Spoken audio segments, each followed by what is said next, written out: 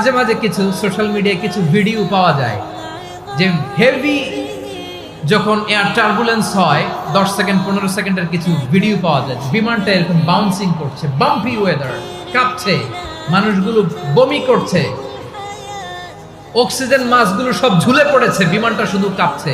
তখন দেখবেন বিমানের ভেতরেও এরকম লঞ্চের মতো চিৎকার আছে না নাই? বিমানের ভেতরেও তখন চিৎকার। গত বছর হিথ্রো এয়ারপোর্ট থেকে সিঙ্গাপুর এয়ারলাইন্সের একটা ফ্লাইট হিথ্রো টু চাঙ্গি একটা ফ্লাইটে এমন বেশি এয়ার টার্বুলেন্সের শিকার হয়েছিল ওই এয়ারক্রাফটটা, 33 জন যাত্রী সেখানে আহত হয়েছে, একজন যাত্রী নিহত হয়েছে। কেবিন ক্রুজ এয়ার হোস্টেস যারা আছে, একজনের নাক ফেটে, চোখ ফেটে, কপাল ফেটে ব্লিডিং হয়ে শয়লা। প্রিয় ভাইয়েরা, ওই 40,000 ফিট উপরে বিমানটা যখন কাঁপবে তখন আমাদেরকে আল্লাহ ছাড়া আর কেউ বাঁচানোর আছে? এত আস্তে বললে হবে?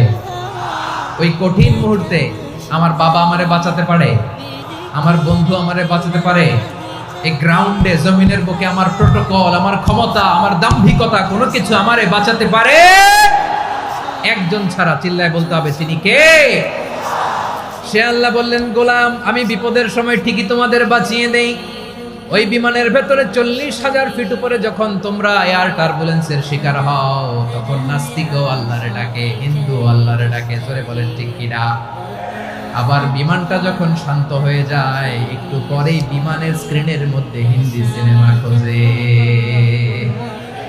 বিমানের স্ক্রিনে কিন্তু বিশাল ওখানে আফলাম ফিল্মের একেবারে বোঝাই করা। বিমানটা শান্ত হইলে আবার হিন্দি সিনেমা দেখা শুরু করে।